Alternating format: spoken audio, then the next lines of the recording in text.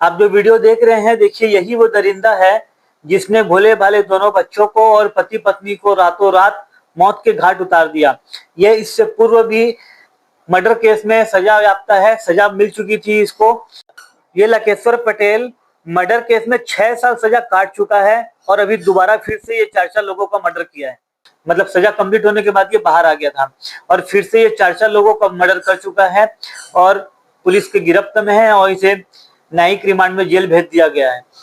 फुसेकेला हत्याकांड में जिसमें 4 लोगों की हत्या हुई थी, उसमें प्रेस वार्ता में एक बड़ी बात सामने आई है।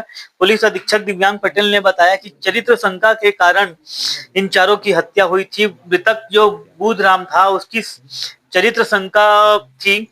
लकेश्वर पटेल आरोपी जो है उसको, लकेश्वर पटेल उसी के घर के बगल में रहता था और जब मृतक घर में नहीं थे तो उनके पीछे से घर की रेकी किया था और कुल्हाड़ी, गैंती, फावड़ा ये सभी हथियार उसके घर में मौजूद थे। पहले से उसे मालूम था कि कौन सा सामान कहाँ रखा है। उसके बाद प्लानिंग कर 10 साल के नाबालिग बालक के साथ मिलकर पीछे खिड़की का दरवाजा तोड़कर वह अंदर घुसा और सबसे पहले मृतक की पत्नी को मारा, क्योंकि उसे मालूम था कि उस दिन जो बुधराम है वो नशे की हालत में है और वो जल्दी नहीं उठेगा। और मृतक की पत्नी को इसलिए मारा क्योंकि अगर दूसरे को मारता तो वो आवाज हल्ला गुल्ला करती, इसीलिए सबसे पहले उसकी पत्नी को मारा। पत्नी को मारने के बाद जब उसके बच्चे उठ गए तो उनके बच्चे चिल्लाने लगे मम्मी मम्मी करके, तो उन दोनों बच्चों को मौत के घाट उतार दिया और लास्ट में मृतक बुधराम को मारा। इस तरह घटना को अंजाम दिया। और आप ये रूबी डॉग देख रहे हैं, ये रूबी डॉग का वीडियो भी लेटेस्ट मुझे नया मिला है। ये मृतक के घर के अंदर से निकला था स्मेल करते हुए और जब बॉडी नहीं मिल रही थी तो देखिए ये जो खाद का ढेर दिख रहा है, इसी खाद के ढेर के नीचे में बॉडी है और रूबी डॉग यहाँ आकर देखिए रुक गया है। और इसी से पुलिस का आशंका हुई कि यहाँ मट्टी के नीचे, खाद के नीचे कुछ ना कुछ है, क्योंकि वहां पे पैरों के निशान भी मिल रहे थे। तो रूबी डॉग के संदेह के कारण ही यहाँ पे खुदाई की गई, यहाँ से 4 बॉडी मिली। विस्तृत जानकारी के लिए हम पुलिस अधीक्षक महोदय की प्रेस वार्ता सुनेंगे। आप सबको विदित है कि अपने जिले में थाना खरसिया में एक बहुत ही गंभीर, बहुत ही जघन्य घटना हुई थी, जिसमें एक ही परिवार के माता, पिता और उनका बेटा और बेटी 4 लोगों की हत्या की गई। ये मामला 11 तारीख को सुबह हमारे प्रकाश में आया कि इस प्रकार से गांव वालों ने हमको बताया कि सर एक घर का खिड़की खुला हुआ है और उसमें से खून के धब्बे दिख रहे हैं। तत्काल मौके पे हमारी पुलिस टीम पहुंची तो पता चला कि वहाँ खून के धब्बे वगैरह पड़े हैं, तो किसी को घिसकने का वो है और परिवार के 4 सदस्य नहीं मिल रहे हैं। जैसे ही मतलब ये हमारे संज्ञान में आया, उसके आधार पे तत्काल एफएसएल की टीम, डॉग स्क्वाड की टीम और सभी को वहां मौके पे तत्काल बुलाया गया और पूरी हमारी टीम वहां पे पहुंच गई। पतासाजी किए तो घर के पीछे बाड़ी में जो मिट्टी और गोबर से चारों के शव को छुपा के रखा था बरामद किया गया। काफ़ी गंभीर घटना थी और एक अननोन टाइप से थी, मतलब कोई उसका सुराग नहीं मिल रहा था। उनके अलग अलग प्रकार के पहलुओं को खंगाला गया, जैसे कि कोई आपसी जमीन विवाद है क्या, कोई लूटपाट की घटना तो नहीं हुई है, या किस कारण से, मतलब इतना बड़ा होने का कुछ ना कुछ कारण होना चाहिए। और प्राइमरी तौर पे लूटपाट इसलिए नहीं लगा कि जो महिला के आभूषण वगैरह है, चांदी का पायल वगैरह था, उन सोने का जो गले में पहना था, 1-2 वो भी था, तो उसको बरामद किया गया, जिसके आधार पे कंफर्म हुआ कि लूट वगैरह नहीं है। और आगे मतलब पतासाजी की गई, जो भी सस्पेक्ट थे, जो भी मतलब उस व्यक्ति के आसपास के थे, जैसे उसके साथ काम करने वाले वो जो मृतक है बुद्धराम, वो राजमिस्त्री का काम करता था। तो उसके साथ जो काम करने वाले उन सबको पूछताछ की गई और आखिर में हमारे पास क्लू मिला कि उसका जो पड़ोसी है उसके द्वारा ये घटना को अंजाम दिया गया है। नखेश्वर पटेल करके उसका नाम है। जो ये आरोपी है, ये आरोपी पूर्व में भी हत्या के केस में ही उत्तर प्रदेश में जेल गया है और करीब 6-6.5 साल तक जेल में रहा है और पूरा केस को फेस किया है। जब उसको पकड़ के लेके आए तब उसने पूरा घटना को कबूल किया कि मेरी पूर्व से इससे रंजिश चल रही थी। उसके पीछे की जो ज़मीन थी दोनों की बाड़ी सटी हुई थी, तो ये चाह रहा था कि उसको बाड़ी का कुछ हिस्सा मिल जाए। प्लस आपस में जैसे अड़ोसी पड़ोसी में लड़ाई झगड़ा होता रहता है किसी किसी छोटी मोटी चीज़ों में, वो भी हो रहा था। जैसे जो इसका बच्चा है वो एक बार वहाँ से चावल धान वगैरह लेके आ गया, तो उसमें भी दोनों के बीच में झगड़ा हुआ था। और ये सारे झगड़ों का अल्टीमेट पीक पॉइंट बना चरित्र शंका। आरोपी को चरित्र शंका थी जो मृतक है बुद्धराम उस पर कि उसका गलत संबंध है। उसके आधार पे अल्टीमेट वो जब पॉइंट आया तो उसने डिसाइड किया कि नहीं, अब इसकी मैं हत्या कर दूंगा। और रात्रि करीब 9-10 बजे के आसपास वो और साथ में एक नाबालिग दोनों घर में घुसे और टंगिया वगैरह घर में पड़ा हुआ था पहले से। इसने पहले ही घर की रेकी कर ली थी, एकदम सटा हुआ घर है, पहले ही घर की रेकी कर ली थी। टंगिया वगैरह कहाँ पे रखते हैं, कैसे रखते हैं, वो टंगिया से ही वहीं ताबड़तोड़ बाप और बेटा एक बेड में सो रहे थे और माँ और बेटी दूसरे बेड में सो रहे थे। ताबड़तोड़ उसके सर पे वार किया। पहले माताजी को वो किया, क्योंकि जो बुद्धराम था वो ड्रिंक करने का आदी था। उसने उस दिन भी देखा था कि हाँ ये दारू पिया हुआ है तो ये जल्दी उठेगा नहीं, ज़्यादा दारू पिया हुआ है, तो आज अच्छा मौका है कि आज मैं ये कर सकता हूँ। तो पहले उसने वाइफ को मारा क्योंकि वो तो ड्रिंक किया करके सोया हुआ था, जो उसको पता है। इसके कारण वाइफ जग जाएगी तो हल्ला कर देगी, और जैसे वाइफ को मारा दोनों बच्चे जग गए और माँ किए तो बच्चों को फिर मारा और फिर उसके पति को मार दिया और चारों की हत्या कर दी। फिर घर के दूसरे कमरे में ही गड्ढा खोदने का प्रयास किया, गैंती वगैरह अपने घर से लाया और गड्ढा खोदा कि घर के अंदर ही छुपाएंगे। और चूंकि पड़ोसी था उसके घर में अगर किसी को जाना है तो आप लोग में से काफ़ी लोग गए हैं, तो जो आरोपी उसके घर के थ्रू साइड से जाने का रास्ता है। तो उसको लगा कि मैं सबको बताऊंगा कि भाई ये सब कहीं बाहर कमाने खाने गए या कुछ करने गए थे करके पहले घर में गड्ढा खोदने का प्रयास किया। लेकिन मिट्टी जो घर की मिट्टी होती है वो थोड़ी बहुत कठिन होती है, मतलब एकदम प्रेस होके दब गई होती है, तो उतना गड्ढा खोद नहीं पाया।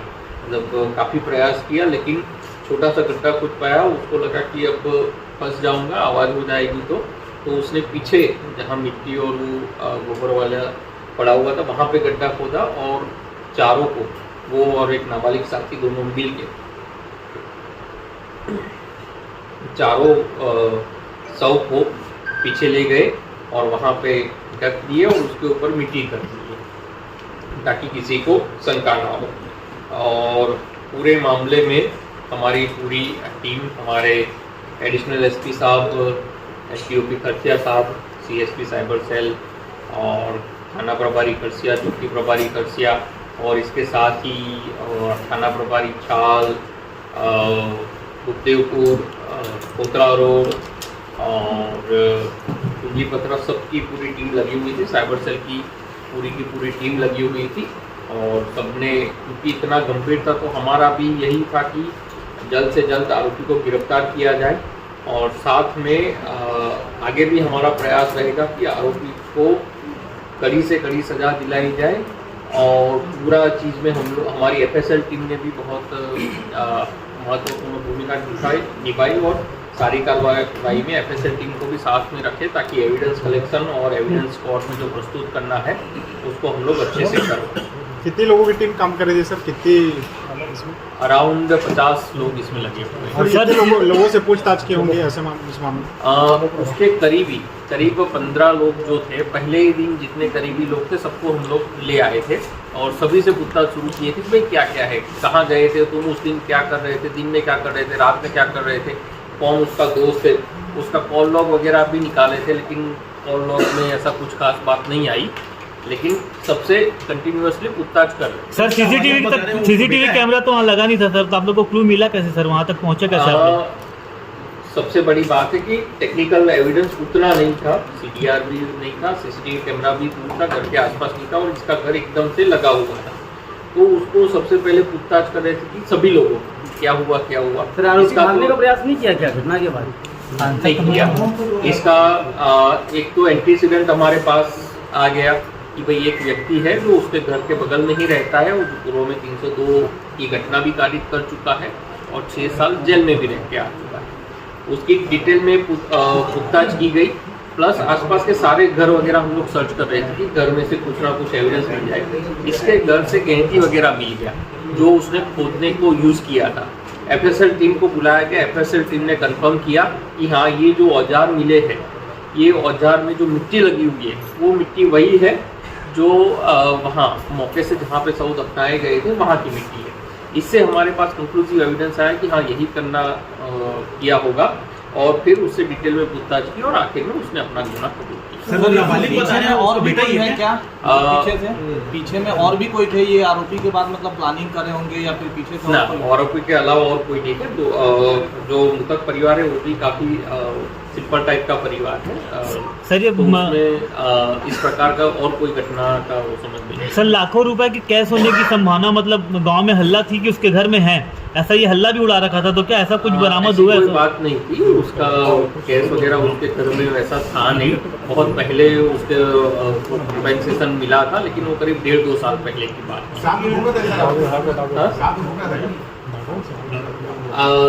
आरोपी अपना घर से नहीं भागा क्योंकि आरोपी को लगा कि अगर बगल का ही घर है, अगर भाग जाऊंगा तो पक्का उसी पे सज जाएगा, तो पूरा उस दिन पूरी जो जांच पड़ताल हुई तो आरोपी अपने घर पे ही। सर नाबालिग जो है वो जो उसका बेटा ही है क्या? देखिए हम किसी भी संदर्भ में किसी भी नाबालिग के बारे में कोई बात नहीं करते हैं। तो जासूसी कुत्ते ने क्या मदद की सर? डॉग स्क्वाड का भी यूज किया था, लेकिन डॉग स्क्वाड से उतनी सफलता नहीं मिल पाई। क्या था कि दोनों का घर एकदम सटा हुआ था और वहाँ मौके पे दोनों का आना जाना टाइप से था। फिंगरप्रिंट वगैरह भी उठाए गए हैं और उसका भी जांच वगैरह के दिया गया है। बच्चों को मारने के पीछे भी रंजिश ही रही। हाँ, अब सबसे पहले जैसे मैंने आपको बताया कि सबसे पहले उसने पूरा रेकी किया घर में क्या क्या कहाँ हथियार वगैरह रखते हैं या क्या चीज़ें रखते हैं, कैसे घर में घुसा जा सकता है। दूसरा बात, उसने आइडियल समय देखा कि भाई आज वो ड्रिंक वगैरह किया है तो आज वो आसानी से उठेगा नहीं, तो आज उसको आसानी से मारा जा सकता है। तीसरा, उसने पहला बार पत्नी पे किया क्योंकि पत्नी सजग जो हो जाएगी, जल्दी उठ जाएगी तो हल्ला हो जाएगा। पत्नी पे किया और पत्नी पे बाद में बच्चे जग गए तो बच्चे को कर दिया और उसके बाद फिर पति को मार दिया। नाबालिग का क्या रोल? उसको भी वो अपने साथी के रूप में ले गया था और उसका रोल हम लोग यहाँ डिस्कस करेंगे। घटना करीब रात को 9 से 10 के आसपास। सर एक बेसिकली जो क्वेश्चन क्षेत्र में चल रहे हैं कि तहसील ऑफिस से करीब 3 किलोमीटर की दूरी पर गांव है, वहाँ पे खरसिया थाना से करीब 1.5 किलोमीटर पे गाँव है, बीच में पुलिस कॉलोनी में रहती है, कुछ पुलिसकर्मी भी गाँव में साथ रहते हैं। तो कानून व्यवस्था को लेकर ग्रामीणों में देखिए ये पड़ोसी ने घटना की थी, ये पड़ोसी में घटना की थी, रंजिशवश घटना की थी, ठीक है, रंजिशवश पड़ोसी ने घटना किया हुआ था ये। ठीक है भाई, सर आरोपी को फोटो आरोपी बुलवा दीजिए। बधाई हो सर, रायगढ़ पुलिस को उसके लिए 24 घंटे के अंदर आपको दिखाया। कोई आगे नहीं पूछेगा ना भाई? हाँ बस इतना ही।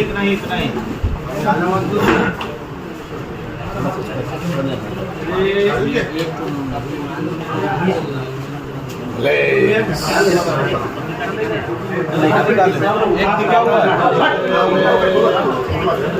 तो गलती है यार, मार कसम, साला चना मुर्रा भी तुम लोग के सामने फैला है।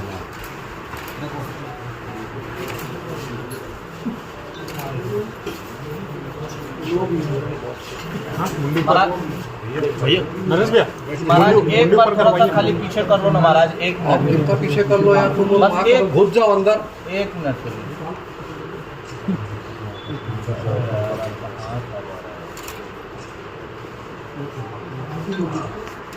इधर देख भाई, मुंडी ऊपर करे यार। कैमरा में देखना यार।